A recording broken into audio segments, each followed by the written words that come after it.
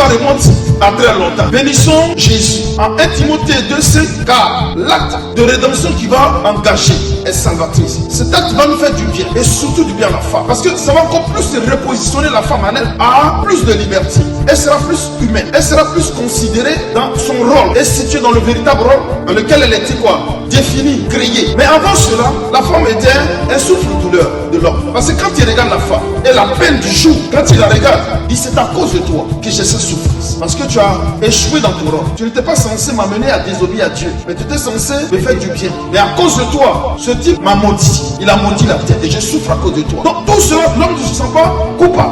C'est dommage. Et dans tout ça, il n'y a pas de repentance. Il n'y a pas de prise de conscience. Il n'y a rien qui puisse l'effleurer. Et l'amener a dit non, j'ai péché contre Dieu et il me va réparer mon tort. Il n'y a pas de repentance. Nous allons encore plus loin. Dans le livre de Genèse 4, au verset 9. Vous allez voir un peu plus l'attitude de l'homme. Genèse 4, 9. Il dit, l'Éternel dit à Caïn, où est ton frère Abel? Il répondit, je ne sais pas. Suis-je le gardien de mon frère? C'est un être humain qui parle à un Dieu divin. Il dit, mais où est ton frère? Donc, l'histoire d'Adam se répète en l'histoire de Caïn. Le même Dieu descend et pose la même question. Qu'as-tu fait? Et il pose encore une question. Il dit, mais je ne sais pas. Est-ce que je suis son gardien? Oh, il sait pertinemment qu'il a fait un mal. Mais il dit, je ne suis pas le gardien de mon frère. Je ne sais pas où il est. Il n'a pas de repentance. Pourtant, il y a un mal qui a été quoi? Qui a été commis. Dieu aurait voulu qu'il fasse quoi? J'ai péché, j'ai mal fait, je viens de tuer mon frère, je suis désolé. Mais il ne reconnaît absolument rien. Et il va aller plus loin. Et il pose même la question à Dieu. Il dit, mais je ne sais pas, suis-je le gardien de mon frère? Mais Dieu ne demande pas si tu es le gardien de ton frère. Il dit, mais où est ton frère? Parce qu'il y a un mal qui vient d'être quoi?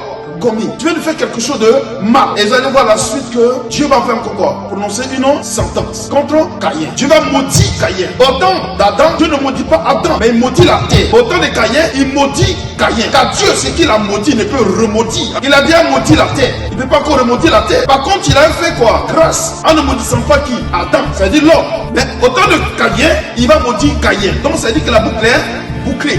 Autant la terre est maudite, autant que l'homme est maudit. Donc la situation de l'homme devient gravissime, 2 fois plus grave. Aujourd'hui, nous nous posons la question, une chose ne va pas bien, une chose ne se porte pas bien. Mais on ne se souvient pas que depuis le commencement, l'homme a déclenché sur son existence la malédiction sur la terre et la malédiction sur sa propre personne. Ce n'est pas les actes qu'il a posés et donc il ne reconnaît pas. Parce qu'il faut d'abord reconnaître et il ne reconnaît pas. Alléluia.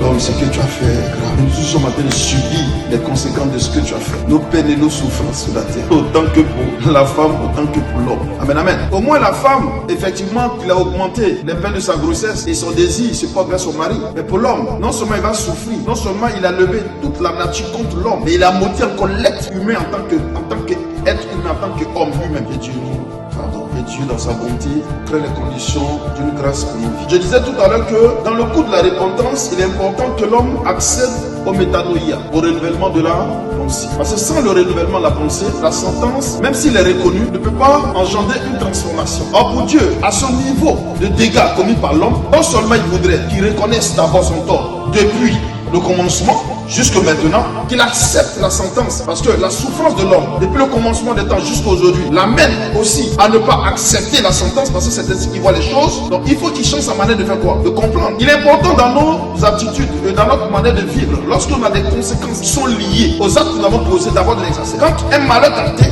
avant même que l'œuvre de la rédemption de soi, il faut d'abord que tu acceptes d'abord le malheur. Parce que le malheur n'est pas parce qu'il devait être, mais il est lié à l'acte que tu as posé. Vous êtes d'accord avec moi? Parce que le malheur ne s'est pas déplacé seul pour s'attacher à ta vie. Il y a des actes qui ont été posés qui ont engendré le malheur. Donc la repentance va prendre d'abord la reconnaissance logique, n'est-ce pas, non? D'abord du malheur qui est là. Il faut le légitimer. Parce qu'on n'a pas tendance à légitimer le malheur. Non, il faut légitimer le malheur.